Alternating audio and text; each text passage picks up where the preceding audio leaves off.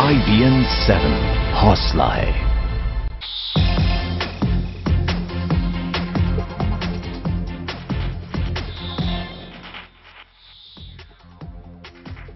एक बार फिर आपका स्वागत है और बात होगी उस किरण बेदी की जिनको कहा जा रहा है कि वह आम आदमी पार्टी के लिए की भेदी बनकर बीजेपी में शामिल हुई हैं। एक आंदोलन के दो चेहरे, दो चेहरों के दो अलग अलग रास्ते, दो रास्तों के दो अलग अलग मुद्दे, मगर अब उन रास्तों के दो मुसाफिर आमने सामने आ चुके हैं। एक तरफ अरविंद केजरीवाल तो दूसरी तरफ किरण बेदी, जो अब दिल्ली में बीजेपी का नया चेहरा है। बेशक अब तक बतौर मुख्यमंत्री किरण बेदी की दावेदारी पर फैसला नहीं हुआ है, लेकिन बीजेपी के पोस्टर, बैनर और नारों में किरण बेदी की मौजूदगी कुछ बड़े इशारे इस वक्त कर रही है।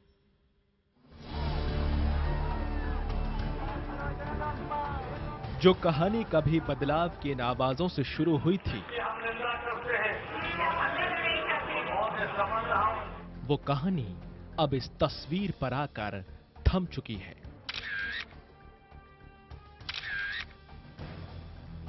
तस्वीर आज के अन्ना की है। अब न वो नारे साथ हैं, न वो कैमरे साथ हैं, न वो जनता साथ है और न ही वो टीम साथ है। अन्ना आज भी उस मोड़ पर रुके हैं, लेकिन अन्ना के साथ ही एक ही मंजिल के दो नए रास्ते तलाश चुके हैं। इसका मतलब जय किशन जी डर गए। इतनी हिम्मत है जी, पर्दे के पीछे से पत्थर ही मार सकते हैं और कुछ नहीं कर सकते।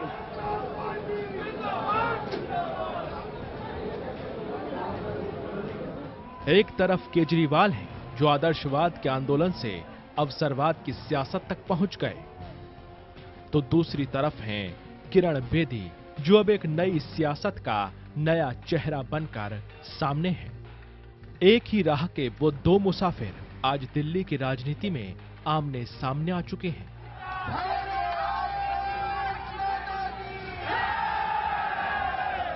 सियासत अलग है, मुद्दे अलग हैं, नारे अलग हैं और फितरत भी अलग। ये हमारे प्रधानमंत्री जी का सपना है और ये सपना हम सब मिलके पूरा करके दिखाएंगे। करेंगे, मिलकर करेंगे, जोर से करेंगे। भारत माता की, भारत माता की। किरण बेदी जो मैदान में आई हैं, उनसे भी उम्मीद करें कि जो चैलेंज उन्होंने अपने जीवन भर किए हैं, वैसा ही बड़ा चैलेंज निभाते हुए वो सबसे मुश्किल सीट कही जाने वाली अरविंद केजरीवाल की सीट चुनेंगी। सीट का फैसला पॉलिटिकल पार्टी बीजेपी करेगी। जस्ट वेट फॉर दैट, उसकी इंतजार करो। उम्मीद की नई किरण से बीजेपी कार्यकर्ताओं का जोश दोगुना है।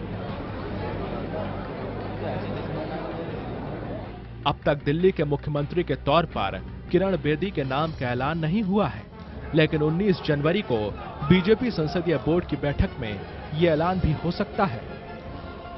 लड़ेंगी और पार्टी को फायदा होगा इसका निश्चित रूप से। लेकिन बीजेपी के ही बहुत सीनियर लीडर हैं, वो चाहते हैं कि किरण बेदी के नेतृत्व में दिल्ली में चुनाव में जाया जाए। क्या लगता है कि उनका फायदा होगा? अगर ये पार्लियामेंट्री बोर्ड तय करेगा इसके बारे में, जो भी होगा। आलम यह है कि एक आंदोलन को राजनीति में बदलने वाली केजरीवाल एंड कंपनी को अब किरण बेदी का राजनीति में आगाज हजम नहीं हो रहा। किरण जी अच्छी हैं, वो हमने खुद ही चाहा था कि वो राजनीति में आए, पर अब वो राजनीति में आई हैं। काफी हमारे 1.5-2 साल बाद उन्होंने फैसला किया हमारे अनुरोध के। अच्छी बात है, उनका स्वागत भी है और उनको बधाई भी है। किरण बेदी इस कारवां की अकेली मुसाफिर नहीं है, बल्कि वो शाजिया इल्मी भी अब बीजेपी में शामिल हो चुकी हैं, जो कभी अन्ना के आंदोलन में आवाज बुलंद कर रही थी। एक ऐसा व्यक्ति, एक ऐसा विकास पुरुष नरेंद्र मोदी जी वाकई में एक नए रास्ते में, एक अच्छे रास्ते में देश को ले जाना चाह रहे हैं और मुझे लगा मुझे इस ऊर्जा का हिस्सा होना चाहिए। सवाल किरण बेदी के राजनीति में आने का नहीं है, सवाल शाजिया के पाला बदलने का भी नहीं है। सवाल ये है कि आखिर ये नौबत आई क्यों? क्या केजरीवाल की पार्टी चंद नेताओं का ही गुट बनकर रह गई? क्या वाकई पार्टी के भीतर केजरीवाल की तानाशाही तमाम नेताओं की घुटन बन रही है?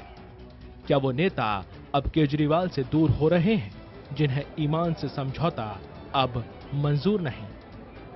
विनोद बिन्नी, स्वामी अग्निवेश, जनरल बीके सिंह, किरण बेदी और शाजिया इल्मी भी। क्या ये सब कुछ केजरीवाल के लिए एक इशारा तो नहीं कि देश की राजनीति बदलने से पहले खुद को बदलना जरूरी है? कैमरा पर्सन नेहा के साथ रवि सिंह, दिल्ली, IBN 7।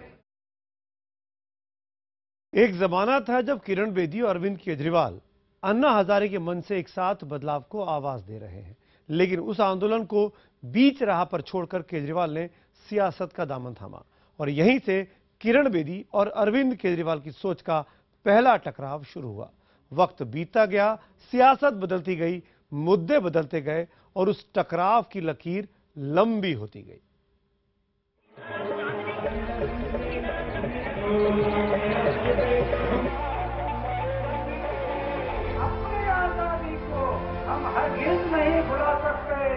बदलाव की उस आंधी में देश अन्ना हजारे में दूसरा गांधी तलाश रहा था।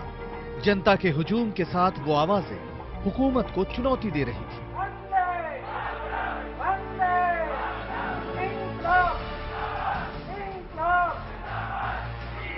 एक ही मंच से अन्ना हजारे, किरण बेदी और अरविंद केजरीवाल एक ही आंदोलन को आवाज दे रहे थे।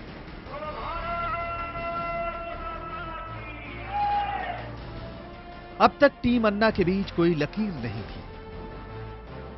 केजरीवाल और किरण बेदी एक ही आंदोलन के दो चेहरे थे। अन्ना जेल गए तो किरण दिल्ली की तिहाड़ जेल के बाहर जज्बातों की चिंगारी को शोला बनाती रही। अन्ना ने अनशन किया तो किरण बेदी मंच पर तिरंगा लहराती रही। लेकिन अचानक उस आंदोलन को, लोकपाल बिल के उस मुद्दे को, जनता के उन जज्बातों को बीच मझधार में छोड़कर अरविंद केजरीवाल ने उसी राजनीति में उतरने का ऐलान कर दिया। ये सारे नेता, सारी पार्टियों के नेता चिल्ला चिल्ला के कह रहे हैं, लोकपाल बिल पास कराना है तो चुनाव लड़के दिखाओ, लोकपाल बिल पास कराना है तो संसद में आके पास कर लो। आज इस मंच से हम ऐलान करना चाहते हैं कि हां, हम अब चुनाव लड़के दिखाएंगे आप लोगों को।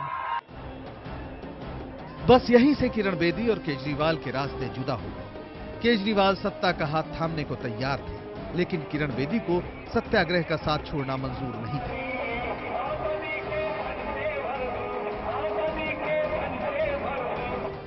केजरीवाल सियासत के सफर पर निकल पड़े, लेकिन किरण बेदी ने अन्ना का साथ नहीं छोड़ा। लोकपाल बिल के मुद्दे को लेकर किरण बेदी अन्ना हजारे के साथ फिर जनता के बीच आई। लेकिन दूसरी तरफ लोकपाल आंदोलन से उठे केजरीवाल लोकसभा के सपने देखते रहे।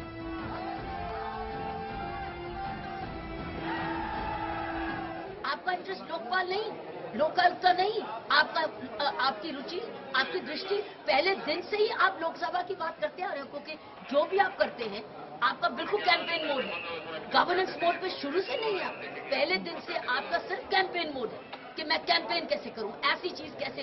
कभी आप धरने पे बैठते हैं, कभी आपके मंत्री, और हर चीज आप पहले मीडिया को लेके जाते हैं, चाहे वो आपके मंत्री हैं चाहे कुछ हैं। केजरीवाल को दिल्ली की सत्ता मिल चुकी थी। किरण बेदी अब भी सियासत से दूर थी, लेकिन सोच का टकराव जारी रहा। धरने की राजनीति पर किरण बेदी ने बार बार सवाल उठाए। लगता है कि आंदोलन की आदत छूटी नहीं, और वो सोचते हर चीज का जवाब आंदोलन ही है। ये नहीं पता कि आंदोलन से ही तो सरकार बनी आपकी। अब तो सरकार चलाने का समय था ना, तो वो है ना, आंदोलनकारी से संचालक नहीं बने। तो मैं समझती हूँ कि ये वोटर्स के साथ अब थोड़ा सा वोटर्स को में एक प्रश्न आएगा कि क्या वाकई में मैंने सही व्यक्ति को वोट दिया। आम आदमी के नाम पर जो सियासत शुरू हुई वो मौका परस्ती की राजनीति में बदलने लगी। नतीजा, केजरीवाल का जनाधार कमजोर होने लगा। इस बीच केंद्र में बदलाव की दूसरी बयार उठी और नरेंद्र मोदी देश के प्रधानमंत्री बन गए। बारी अब आंदोलन से राजनीति की नहीं, राजनीति में नए आंदोलन की थी, जिसकी शुरुआत Swachh Bharat Mission, Make in India programme जैसे नारों के साथ हुई। नरेंद्र मोदी ने किरण बेदी को क्लीन इंडिया मिशन का एम्बेसडर बनाया। किरण बेदी ने भी इस बदलाव को मंजूर किया और मोदी का साथ देने आ गया। झाड़ू को वोट का निशान नहीं, बल्कि स्वच्छ भारत की पहचान मानकर हाथों में थामा। जरूर दूंगी, मैं समर्थन करने आई हूँ। हम मिशन मोड में काम करेंगे। अब हमारा बीजेपी का हर कार्यकर्ता मिशन मोड में होगा। किस मोड में होगा? मिशन मोड में होगा। सोशल रेवोल्यूशन के लिए, चाहे स्वच्छता है, चाहे साक्षरता है, चाहे स्किल्स है, हर चीज में हम उस मिशन मोड में होंगे। और हम अपने प्रधानमंत्री जी का वो सपना, उन्होंने कहा है किरण, मुझे उन्होंने कहा है दिल्ली तो वर्ल्ड क्लास सिटी होनी चाहिए। पहले मोदी के क्लीन इंडिया मिशन का चेहरा बनी किरण बेदी अब सिर्फ बीजेपी का नया चेहरा नहीं, दिल्ली में उम्मीद की नई किरण भी बन चुकी है। Bureau report, IBN 7। तो सुना आपने किरण बेदी को, किस तरीके से दो लोग एक साथ एक विचारधारा के एक वक्त में थे, लेकिन वक्त के साथ, समय के साथ, हालात के साथ दो अलग अलग रास्तों पर हैं और अब आमने सामने हैं। अरविंद केजरीवाल बनाम किरण बेदी की लड़ाई हो गई है। किरण बेदी का एक कुशल प्रशासक के तौर पर एक नाम रहा है, पहचान रहा है, चेहरा रहा है, खासकर दिल्ली में। वक्त हो रहा है ब्रेक का। ब्रेक के उस पार जब लौटेंगे तो बात करेंगे किस तरीके से अपने एडमिनिस्ट्रेटिव एक्सपीरियंस के तौर पर किरण बेदी बाजी मारती हैं अरविंद केजरीवाल के सामने। इस ब्रेक के बाद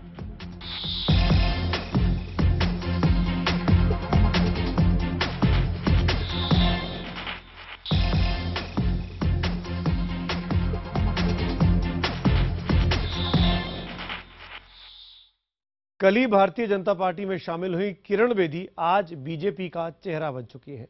दिल्ली में बीजेपी की बड़ी उम्मीद अब इसी जीत की किरण से है, लेकिन इन सब के बीच किरण बेदी की अपनी कुछ पहचान भी है। और ये नाम सुनकर, किरण बेदी का नाम सुनकर एक ऐसी छवि दिमाग में आती है जो वर्दी पहनी हुई इंस्पेक्टर की है, वर्दी पहनी हुई पुलिस वाले अफसर की है, वर्दी पहनी हुई IPS अधिकारी की है। ये वो तस्वीरें हैं, वो रुतबा है, वो दमखम है जिसने किरण बेदी को देश का एक बहुत बड़ा रोल मॉडल बनाया। एक ऐसी सुपर कॉप जिसने देश की सैकड़ों बेटियों के दिल में उम्मीद की किरण जगाए रखी।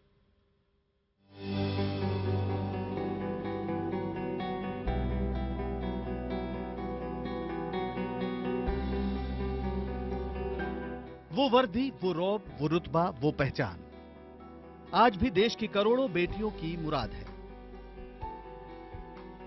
लेकिन किरण बेदी की कहानी वर्दी से नहीं शुरू हुई, बल्कि उस हौसले की दास्तान काफी पुरानी है। किरण बेदी बचपन में टेनिस स्टार बनना चाहती थी, लेकिन किरण के लिए वो सिर्फ एक सपना नहीं था, बल्कि किरण बेदी ने उस सपने की एक मंजिल हासिल भी की थी। कम लोग ही जानते होंगे कि किरण बेदी ऑल इंडिया और ऑल एशियन टेनिस चैंपियनशिप का खिताब भी जीत चुकी है। लेकिन कामयाबी के इस सफर को पहली उड़ान मिली साल 1972 में, जब किरण बेदी देश की पहली महिला IPS अफसर बनी। अपने करियर में किरण बेदी DIG, चंडीगढ़ गवर्नर की सलाहकार, नारकोटिक्स कंट्रोल ब्यूरो में DIG और पुलिस महानिदेशक जैसे पदों पर वर्दी की शान बढ़ाती रही। अपनी तेज तर्रार और ईमानदार छवि की बदौलत छोटे से करियर में ही किरण बेदी देश की यूथ आइकन बन गई। किरण बेदी की कामयाबी का सबसे बड़ा पड़ाव था दिल्ली की 7200 कैदियों वाली तिहाड़ जेल, जहां किरण बेदी बतौर महानिदेशक तैनात थी।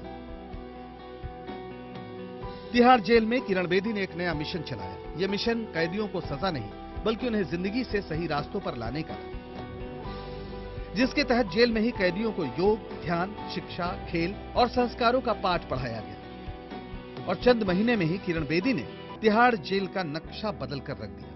तिहाड़ में किरण बेदी की वो पहल आज भी कायम है।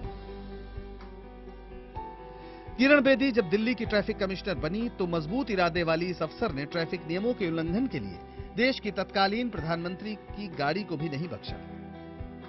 खुद प्रधानमंत्री इंदिरा गांधी ने भी किरण बेदी की तारीफ की थी और देश किरण बेदी को क्रेन बेदी के नाम से पुकारने लगा। वर्दी से सियासत के सफर में किरण बेदी को कई सम्मान से नवाजा गया। 1979 में किरण बेदी राष्ट्रपति के गैलेंट्री अवार्ड से सम्मानित हुई। 1980 में Kiran Bedi women of the year बनी। 1991 में किरण को Asia region award for drug prevention and control से नवाजा गया। इसके अलावा किरण बेदी 1994 में रोमन मैग्सेसे अवार्ड और 1999 में प्राइड ऑफ इंडिया जैसे अवार्ड से भी सम्मानित हुई। पुलिस सेवा से VRS लेने के बाद भी किरण बेदी देश के बेटियों के लिए एक मिसाल है और उन्हें आगे बढ़ने की हिम्मत दे रही है। Bureau report, IBN 7।